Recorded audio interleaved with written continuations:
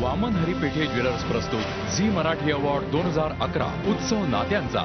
सर्वोत्कृष्ट व्यक्तिरेखा स्त्री यासाठी मला हा पुरस्कार मिळालेला आहे. खरंच खूप खूप आनंद होतोय आणि मी लिहिलेल्या 2 ओळी मला खरं तर आठवतात की शब्द आणि भावना यांचं एक वेगळंच नातं. कधी शब्दासाठी भावना, कधी भावनांसाठी शब्द, कधी येती ओठी तर कधी करती निशब्द. ज्यांना असं वाटत होतं की विवेकनी काहीतरी चांगलं केलं पाहिजे, त्याला काहीतरी चांगलं मिळालं पाहिजे, आज त्यांची इच्छा पूर्ण झाली. आज माझं कौतुक होतंय, हे खरं त्यांचं कौतुक आहे.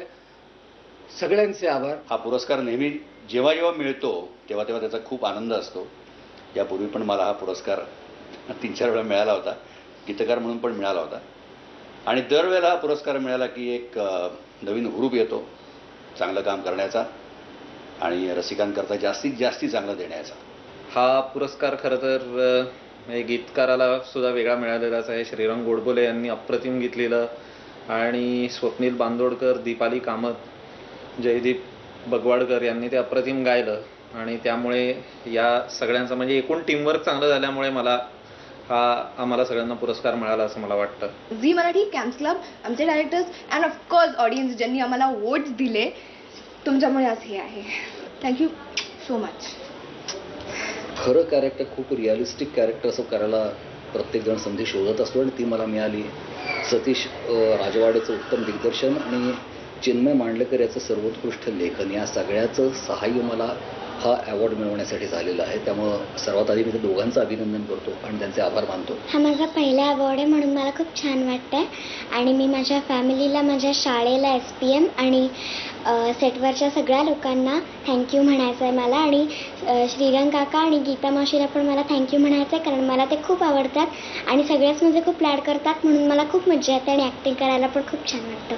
थँक्यू. कलाकार, कथा, दिग्दर्शक, लेखक सगळीच वेगळी टीम आणि अत्यंत जाणीवपूर्वक निवडलेली टीम आहे आणि काहीतरी वेगळं देण्याचा प्रेक्षकांना प्रयत्न आम्ही करतो आहोत आणि त्यासाठी मला हा पुरस्कार मिळाला याबद्दल मी झीची ऋणी आहे, तुमची प्रेक्षकांची ऋणी आहे. एकाच याची सगळी टीम, थँक्यू सो मच.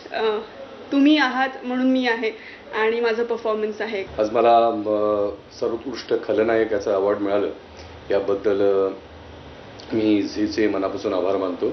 ज्या सगळ्या रसिकांनी जे मला भरभरून मतदान केलं त्यांचे मी आभार मानतो. सगळ्यात मोठे आभार किंवा सगळ्यात जास्त आभार प्रेक्षकांचे, कारण हे अवॉर्ड अक्काला मिळालं नाही आहे, तर हे अवॉर्ड तुम्ही अक्काला दिलंय. धन्यवाद.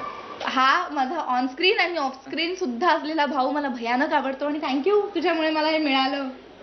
हो, मीही तुला थँक्यू म्हणेन, कारण तुझ्यामुळे गेली 2 वर्ष मला हे अवॉर्ड मिळालंय. गुड मॉर्निंग महाराष्ट्राचं अँकरिंग करताना सुद्धा नामांकन होतं, पण सारेगमपसाठी हे मिळाल्याबद्दल आनंद जरा डबल आहे. सो थँक्यू थँक्यू थँक्यू सगळ्यांना ज्यांनी मला वोट्स केले आणि थँक्यू झी मराठी मला सारेगमप करण्याची संधी दिली. हा पुरस्कार संपूर्ण टीमचा आहे, कारण मी एकटा तुम्हाला दिसत असतो, पण त्या पाठीमागे तो प्रत्येक एपिसोड खूप छान व्हावा म्हणून सगळे अनेक हात त्यासाठी राबत असतात.